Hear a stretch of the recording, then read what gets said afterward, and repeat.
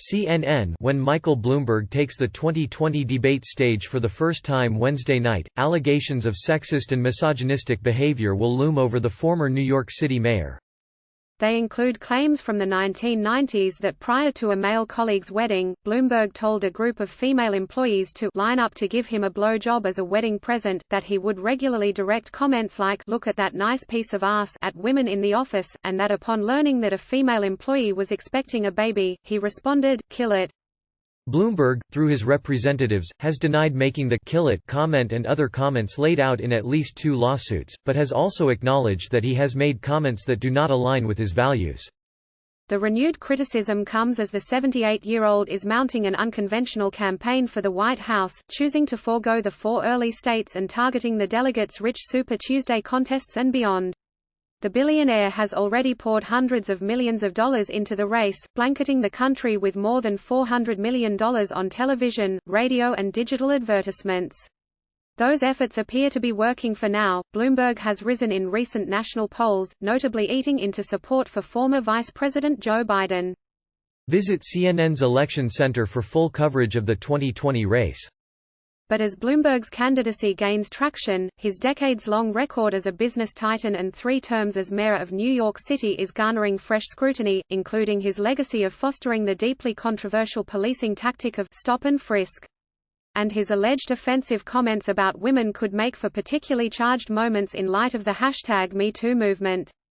Democratic Party leaders and allies are confronting uncomfortable questions about Bloomberg's past conduct, but there have not yet been widespread statements of condemnation against the former mayor.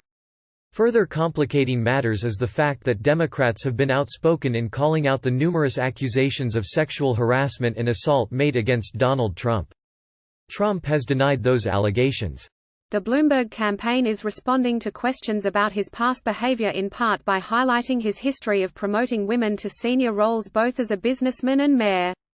Campaign chairwoman Patricia Harris said as a part of a lengthy statement, "In any large organization, there are going to be complaints, but Mike has never tolerated any kind of discrimination or harassment, and he's created cultures that are all about equality and inclusion.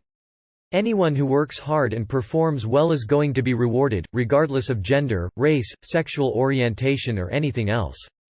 A boys' club.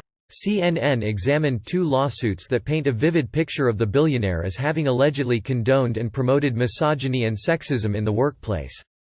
Sekiko Sakai Garrison was a sales representative at Bloomberg LP until she was terminated in May of 1995, and she sued Bloomberg in 1997. The lengthy complaint detailed the many ways in which Garrison said Bloomberg and other male executives at the company sexually demeaned and harassed female colleagues. Bloomberg spokesman Stu Loza said that Bloomberg did not make any of the statements alleged in the Sekiko Garrison case. In that lawsuit, the Bloomberg LP office was described in the suit as a boys' club where career advancement for women depended heavily on their sex appeal. Wearing short skirts was said by these male executives, and others, to be an advantage for promotion. Women who applied for sales positions were required to meet criteria of sex appeal, Garrison's complaint said. Women salespersons who were less attractive or who were married were ridiculed, and new mothers and recently married women lost lucrative portions of their sales territory, were denied business opportunities, had their pay cut and received inferior bonuses as compared to their male counterparts. That culture of pervasive harassment stemmed directly from the man at the top of the firm, Garrison alleged. According to her complaint, Bloomberg so frequently said the words "I'def****k that in a second" in reference to women that it was shortened to "in a second." Bloomberg also uttered comments like, "That's a great piece of ass" in the presence of colleagues, she said. Garrison laid out multiple allegations of Bloomberg directly targeting her. In 1993, Bloomberg purportedly said to Garrison, "You still dating your boyfriend? You giving him good blowjobs?" And when Garrison got engaged around that time, Bloomberg saw her ring and allegedly said, "What, is the guy dumb and blind? What the hell is he marrying you for?" When Garrison eventually informed Bloomberg that she was pregnant in 1995, she alleged that he responded, "Kill it." Plaintiff asked Bloomberg to repeat himself, and again he said, "Kill it," and muttered, "Great." Number 16, suggesting to plaintiff his unhappiness that 16 women in the company had maternity-related status, the complaint said. Then he walked away. The lawsuit has previously been reported on by multiple outlets. A former Bloomberg employee, David Zielenziger, told The Washington Post in a story published over the weekend that he had witnessed Bloomberg's conversation with Garrison. That lawsuit was ultimately settled on undisclosed terms. In his testimony in the case, Mike said, "I never said those words and there would be no reason to do so, it's ridiculous and an outrage," Lozer said. Mike openly admits that his words have not always aligned with his values and the way he has led his life, and some of what he has said is disrespectful and wrong. Bonnie Josephs, a lawyer who initially represented Garrison, told CNN, "My experience of her complaint was that it was well-founded and that it was credible." Neil Brickman, a lawyer who represented Garrison after Josephs, did not respond to a request for comment. "Feeling someone looking at me." Mary Ann Olszewski, a former Bloomberg LP sales representative who worked at the firm from 1993 to 1995, sued the company and one of its then executives whom she accused of rape.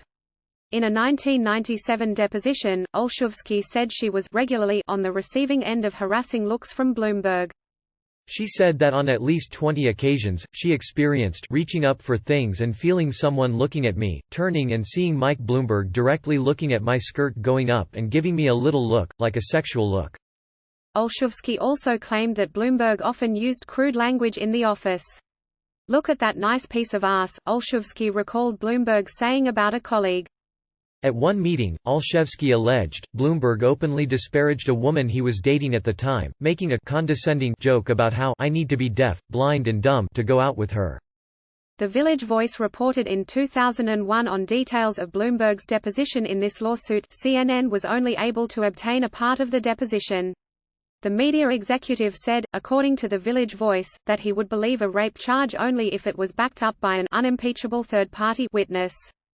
Lozer, the Bloomberg spokesperson, told CNN, "It was a contentious deposition and this is not what Mike believes." The Olszewski case was closed in 2001 after Olszewski's legal team missed a filing deadline.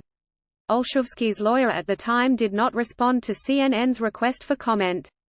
One former senior Bloomberg LP employee who worked closely with Bloomberg told CNN in an interview that both Bloomberg's behavior and the hostile work environment that Garrison and Olszewski described in the two lawsuits were consistent with what they also witnessed during their tenure at the company. "When you're a woman who worked at Bloomberg, you had to look beautiful.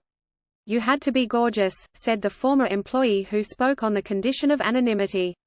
"If you were overweight, they would call you horrible names. It's mean stuff." One such commonly used nickname that Bloomberg and his colleagues used, according to this ex-employee, was SFU, abbreviation for short, fat and ugly.